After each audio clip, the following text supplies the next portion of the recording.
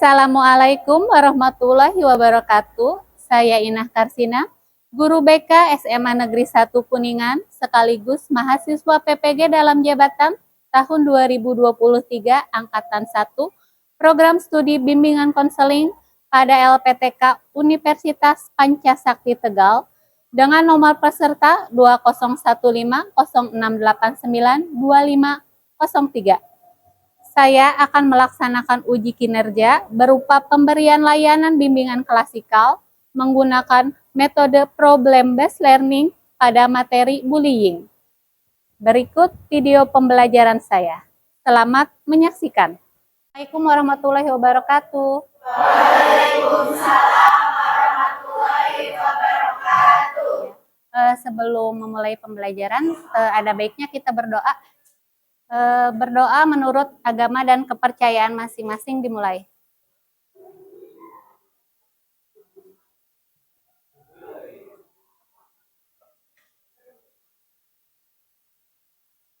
Berdoa selesai. Ibu cek kehadiran dulu ya.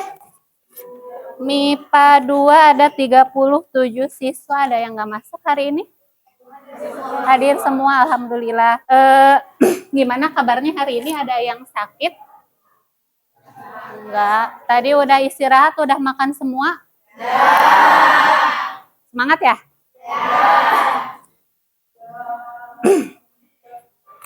Sebelum memulai kegiatan, kalau ibu kasih ice breaking dulu bisa ya? Tapi karena jumlahnya ganjil, tadinya ibu mau kasih ice breakingnya game yang berpasangan, karena ada satu orang ya yang ganjil.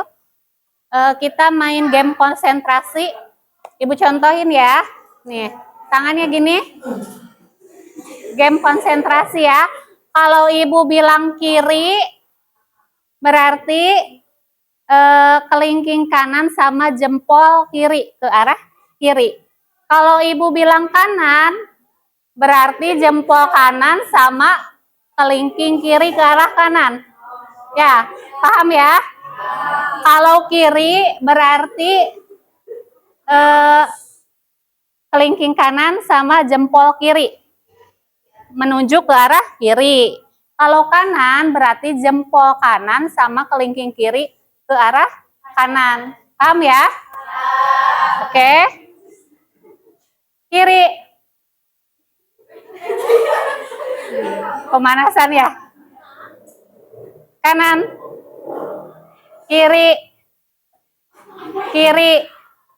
Kiri. Kanan. Kiri. Kanan. Kanan. Kanan. Kiri. Ulangi ya. Kiri. Kiri. Kanan. Kiri. Kanan. Kiri. Kanan. Kanan. Kiri. Kiri. Kanan. Kiri. Kanan. Kiri. Kiri. Ibu akan menyampaikan materi tentang bullying. Kenapa sih kok ibu ngasih materi ini? Karena berdasarkan asesmen yang ibu berikan ke siswa SMA 1 Kuningan kelas 10, 11, dan 12, ternyata hasilnya menyebutkan bahwa ada 1,5% siswa yang merasa dikucilkan di kelasnya. Kalau dikucilkan itu indikasi bullying enggak? Ya, bisa jadi ya. Nah, makanya dari itu ibu rasa topik ini perlu disampaikan kepada kalian untuk mengantisipasi hal-hal yang tidak diinginkan. Nah, nanti metode pembelajarannya karena ibu menggunakan pendekatan problem-based learning, nanti ibu sampaikan materi dari PowerPoint, terus juga nanti ibu putarkan videonya itu dari YouTube, pengalaman atau share cerita dari mantan korban bullying. Ya, nanti kalian bisa ambil hikmahnya dari video tersebut. Siap ya? Menerima materi. Oke. Nanti juga ibu akan bagi menjadi 4 kelompok aja. 4 kelompok, nanti kalian akan berdiskusi dengan kelompoknya. Kemudian selesai diskusi, boleh perwakilan kelompoknya mungkin sekitar 4 atau 5 orang presentasi ke depan. Nah, aturannya ketika berdiskusi nanti kalian pastikan akan menyanggah pendapat ya, memberikan pendapat, tolong disampaikan dengan bahasa yang sopan. Bisa ya? Oke. Langsung aja ke materi. Di sini ada bullying.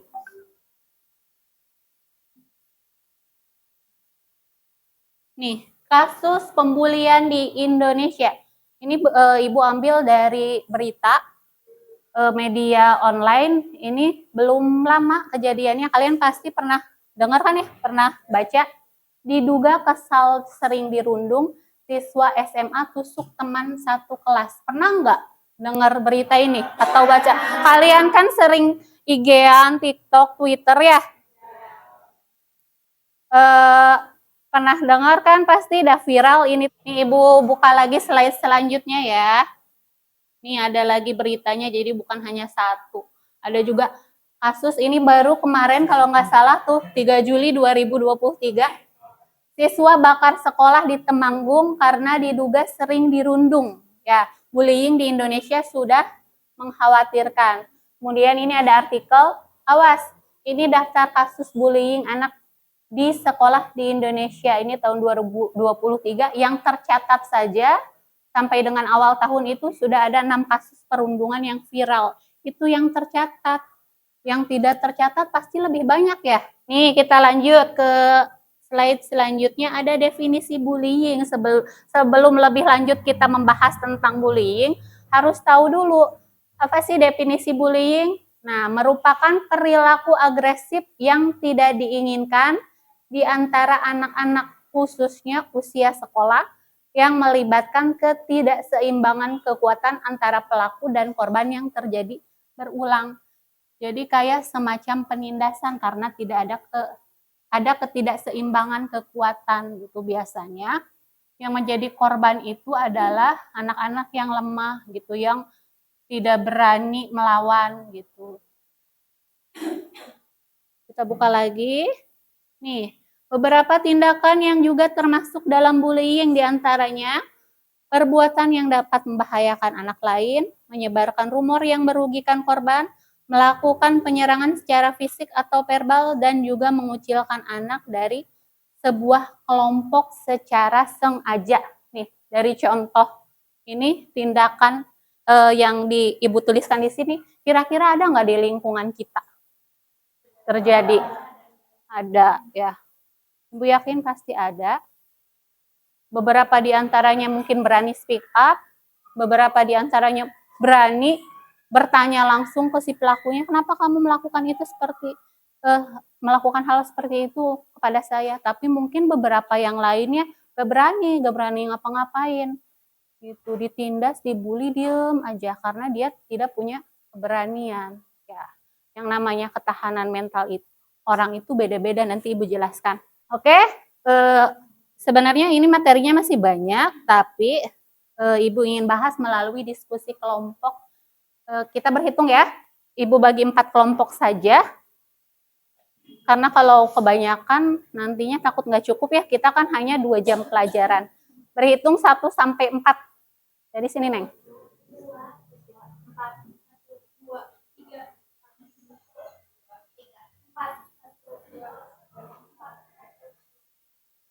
4.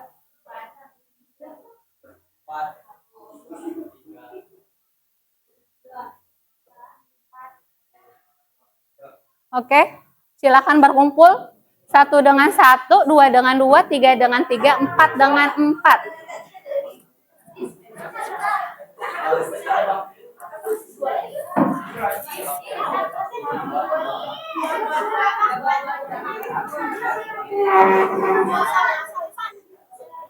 Oke, perwakilan kelompoknya mana? Satu lagi. Perwakilan kelompoknya satu lagi. Yuk ambil.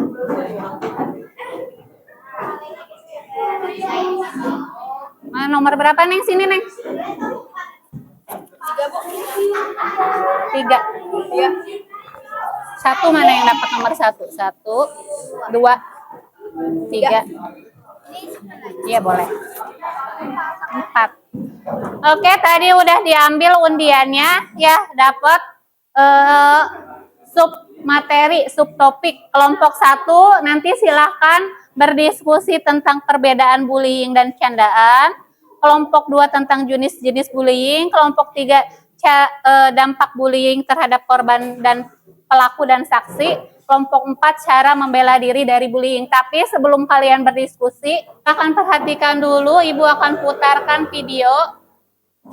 Ada yang udah pernah lihat belum? Ini Yova namanya, Yovania. Ada yang udah pernah lihat?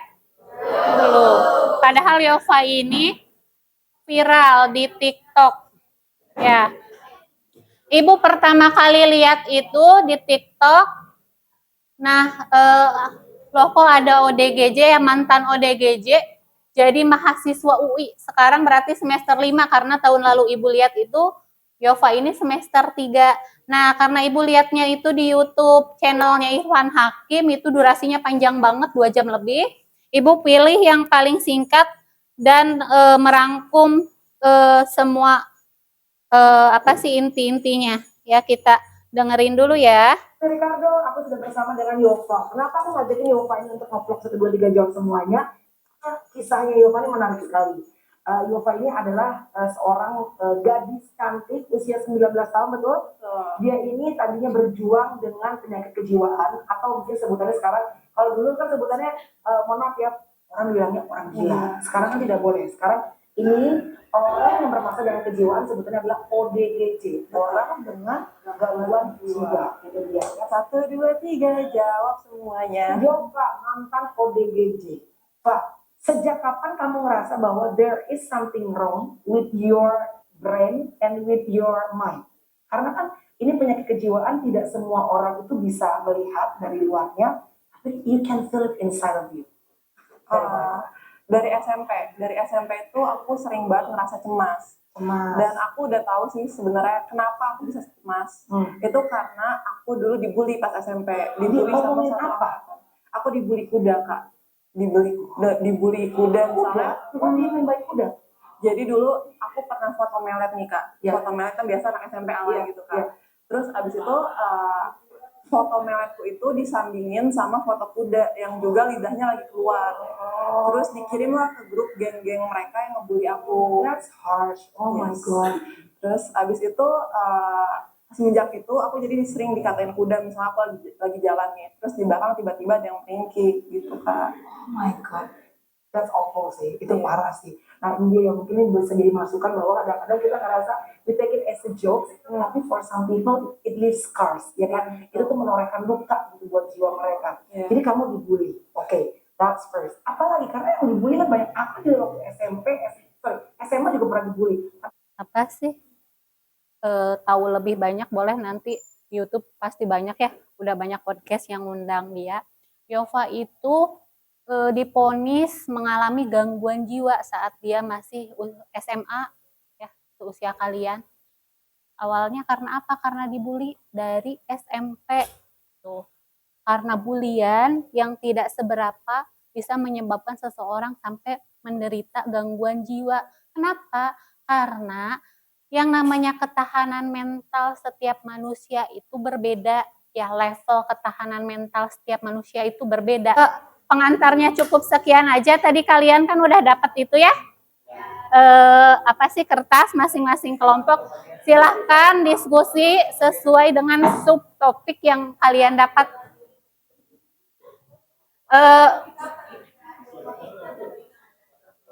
Ibu beri waktu jam berapa sih? 10.30, 11.30 sampai jam 12 ya kita ya.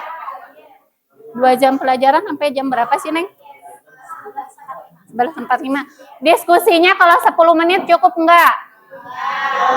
15 menit. Diskusinya 15 menit.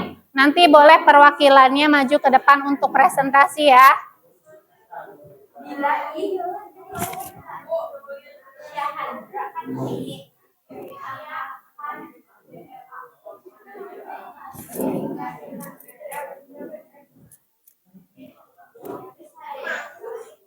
Aku ke kantor.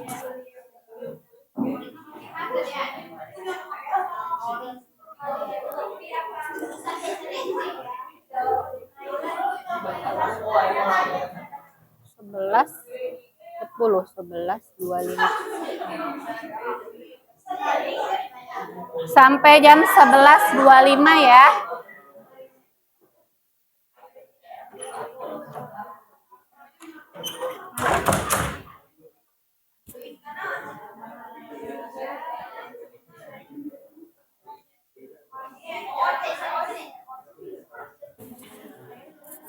Assalamualaikum warahmatullahi wabarakatuh. Perkenalkan, nama saya Fitrias sebagai moderator dan rekan saya Bersalistiani Sapari. Saya Heri Trina Prayoga. Saya Fajri Noval Syauki. Kami di sini akan menjelaskan tentang perbedaan bully dan bercanda. Sebelum masuk ke perbedaannya, kita harus tahu dulu apa sih definisi dari bullying dan candaan. Nah, bullying itu adalah segala bentuk penindasan atau kekerasan yang dilakukan secara sengaja oleh satu orang atau kelompok yang lebih kuat. Nah, sedangkan candaan adalah salah satu bentuk komunikasi dalam pergaulan sehari-hari yang dipakai untuk mencairkan suasana atau menghibur. Lalu di sini ada perbedaan antara bullying dan bercanda. Kalau yang pertama, di bullying itu salah satu pihak merasa tidak nyaman atau tersakiti. Nah, sedangkan bercanda semua pihak merasa senang. Yang kedua, yang bullying itu ada juga kata-katanya beneran menghibur. Kalau bercanda mereka menertawakan butiran tertawa bersama. Bukan tertawa bersama. Terus yang ketiga, yang bullying itu berpotensi meregangkan hubungan. Nah, kalau bercanda berfungsi mempererat hubungan. Untuk yang keempatnya, yang bullying salah satu pihak lebih kuat. Kalau bercanda semua pihak sama dan setara. Yang kelimanya, yang bullying dilakukan berulang kali pada objek yang sama. Kalau bercanda dilakukan tidak hanya pada satu objek. Untuk yang keenam, yang bullying juga suasananya tegang. Kalau bercanda suasananya cair. Yang terakhir, bullying bernada mengejek, mengancam, dan memojokkan. Kalau bercanda bernada santuy, tertawa, dan tidak memojokkan. Materinya cukup sampai sini. Apakah ada yang mau ditanyakan? Yuk, yang mau bertanya perbedaan bullying dan candaan. Kelompok yang lain paham nggak perbedaannya? Tadi yang disampaikan sama kelompok 1 ya.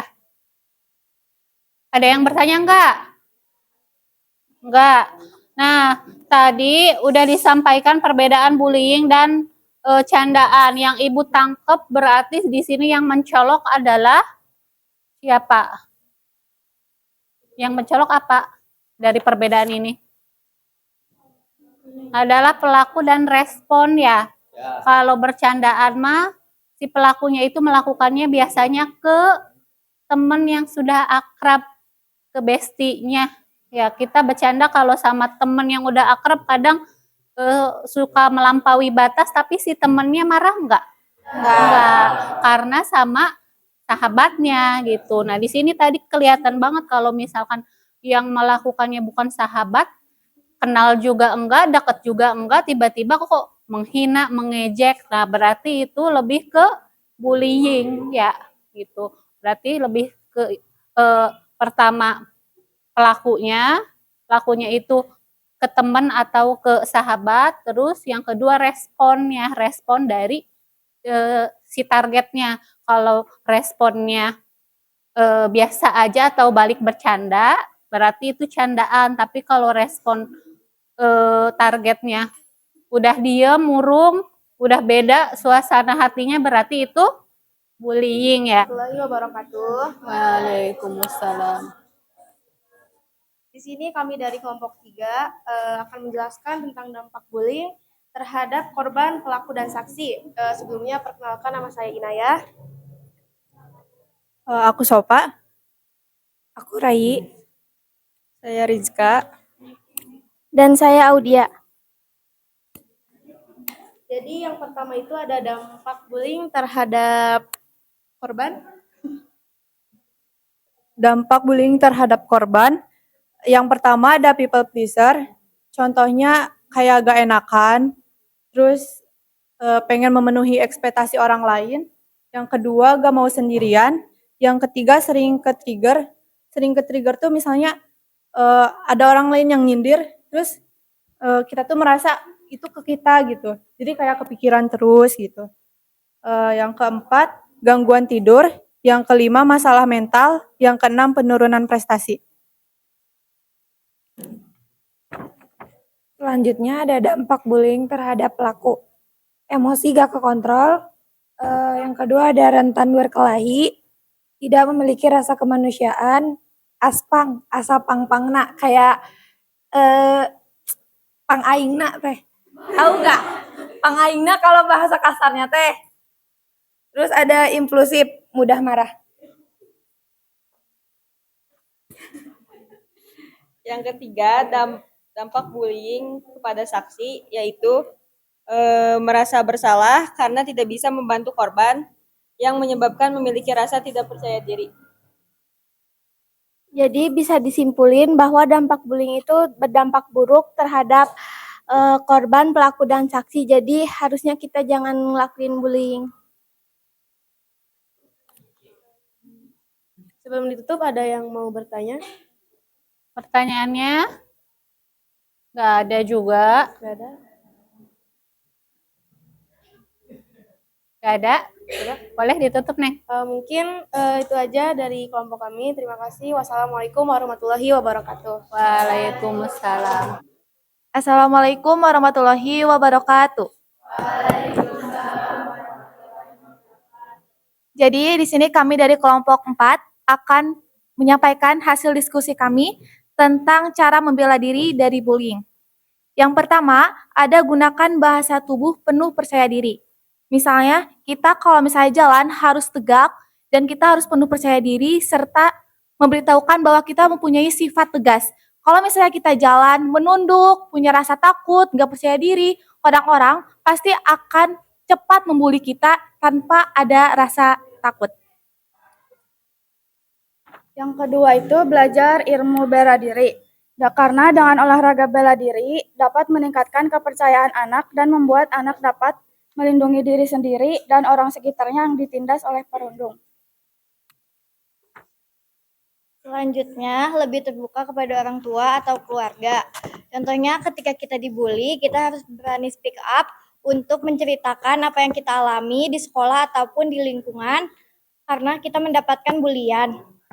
Atau jika tidak mau kepada orang tua karena malu, kita bisa membicarakannya kepada teman kita yang kita percayai bahwa apa yang kita rasakan dia juga bisa ngerasakan.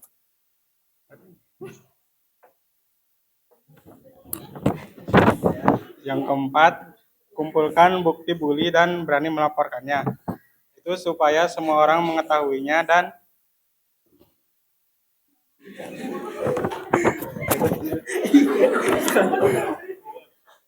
Yang kelima, berani speak up di media sosial. Contohnya yang seperti tadi disaksikan, namanya Yova, dia berani speak up di media sosial, bercerita mulai dari awal sampai akhir. Ya, cukup.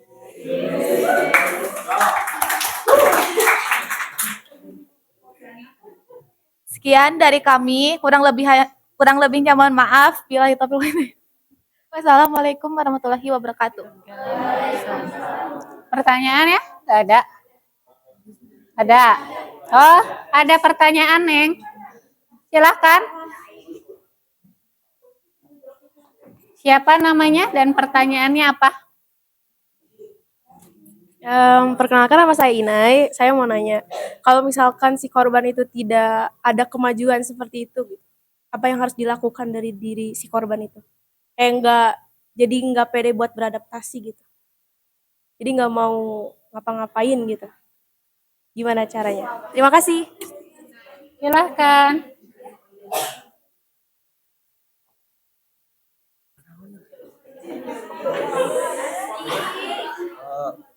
Izin menjawab. Ya. Mungkin kalau nggak bisa kayak gitu, bisa langsung mencari lingkungan baru, bisa menyesuaikan sama lingkungan baru lagi.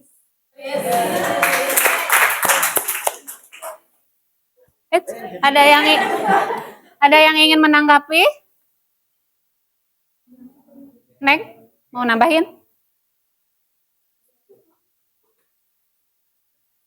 Atau enggak, kan tadi kata Yogi cari yang lingkungan baru ya. Nah, atau kalau misalnya susah beradaptasi sama lingkungan baru ataupun teman-temannya bisa langsung lapor saja ke guru atau ke orang tuanya.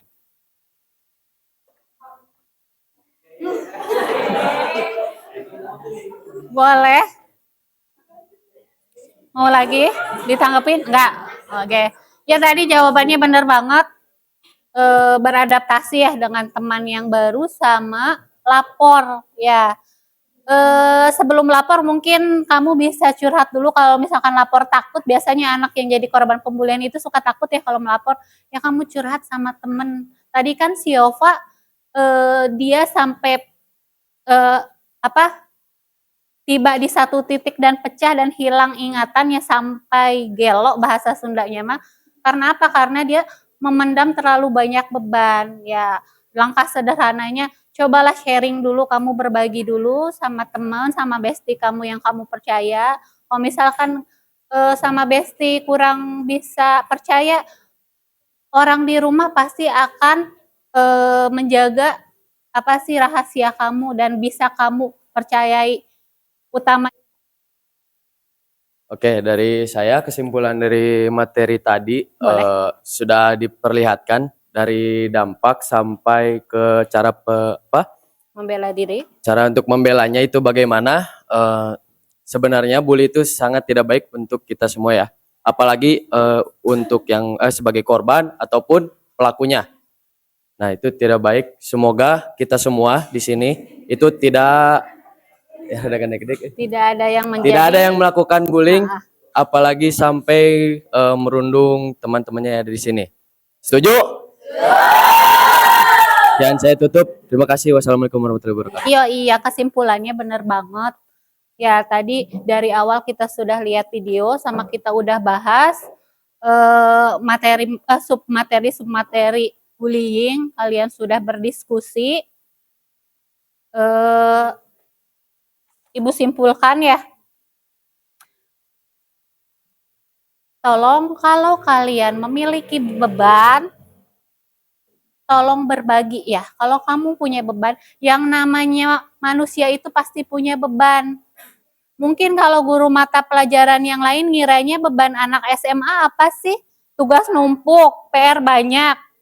Enggak, tapi di mata ibu guru BK, beban anak SMA bisa jadi lebih dari itu. Bisa jadi lebih dari ibu yang juga guru, ibu rumah tangga, punya anak, punya suami, bisa jadi lebih dari itu.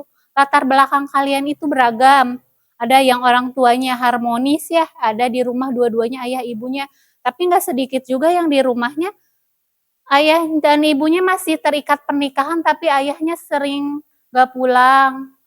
Atau ibunya kerja ke luar negeri dari dia masih kecil. Berarti si anak tumbuh dengan kekurangan kasih sayang ya. Atau juga dua-duanya lengkap di rumah tapi sering berantem si ayah sama si ibu. Itu teh bisa menyebabkan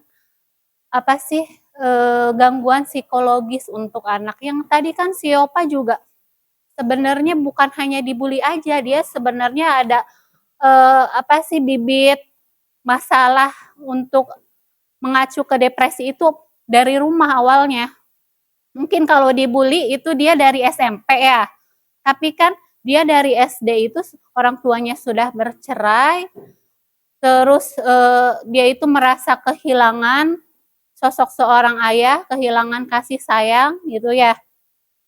Nah, bisa jadi kalian juga mungkin di sini di antara 37 itu ada yang bebannya seperti itu, beban jiwanya. Lebih-lebih dari ibu yang punya anak, punya suami. Jadi kalau kamu punya beban apapun itu, tolong sharing, berbagi. Jangan seperti balon yang ditiup, diisi udara, diisi beban, tapi gak pernah dikeluarkan, gak pernah dibagi. Akhirnya sampai besar, sampai pecah. Minimal sharing dulu, berbagi. Kamu pasti punya teman yang bisa kamu percaya. Kamu pasti punya keluarga yang akan menjaga kamu, yang akan mendengarkan kamu gitu. Atau mungkin kalau bisa percaya sama Bapak Ibu guru di sini kan banyak ya gitu. Terus kalau untuk ke ibu boleh, ibu guru BK terbuka. Guru BK itu bukan guru yang suka marahin siswa ya, tapi yang memberikan pelayanan kepada siswa. Itu dengerin ceritanya, dengerin curhatannya. Kalau ternyata bisa membantu memberikan solusi, alhamdulillah. Kalaupun tidak, beban kamu akan berkurang dengan berbagi kepada orang lain. Dan guru BK, ibu sampaikan dulu rencana tindak lanjutnya buat kalian yang membutuhkan konseling. Konseling berarti pelayanan ya. Konseling individu, boleh nanti datang ke ruang BK atau WA aja dulu ke ibu. Itu. Terus juga tugas dari ibu nanti kita buat poster ya, poster tentang bullying. Nah, nanti kita bisa pajang di sekolah kita. Terus juga nanti ibu akan memberikan layanan bimbingan kelompok untuk siswa-siswi perwakilan lah, untuk nanti dibentuk menjadi agen anti perundungan ya. Oke, sebelum ditutup, ibu tadi udah titip Google Form LKPD lembar kerja peserta didik sama lembar evaluasi ke Neng Amalia ya. Tolong di-share ke grup kelasnya. Pertanyaannya hanya 9 dan gampang, tolong diisi. Pertanyaannya hanya seputar materi hari ini, di checklist di sesuai, tidak sesuai, atau cukup sesuai. Ada? Udah? 2 menit cukup ya untuk mengisi LKPD.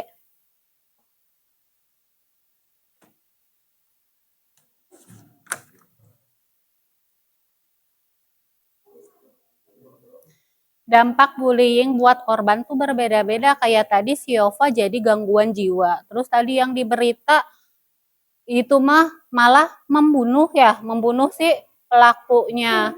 Terus ada yang jadi membakar sekolah ya.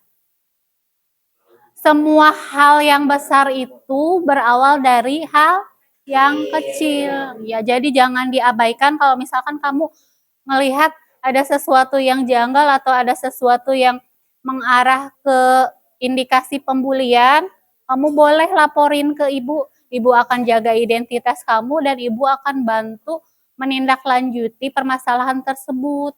Supaya apa? Supaya sekolah kita terhindar dari perilaku pembulian ya.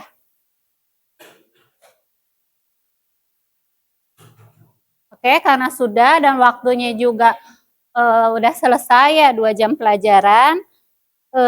Ibu tutup, ibu ucapkan terima kasih. Mudah-mudahan nanti kita ada kesempatan lagi, bisa tatap muka lagi, bisa ngasih materi lagi, materi-materi yang lainnya ya. Sebelum menutup kegiatan ada baiknya kita berdoa kembali. Berdoa menurut agama dan kepercayaan masing-masing dimulai.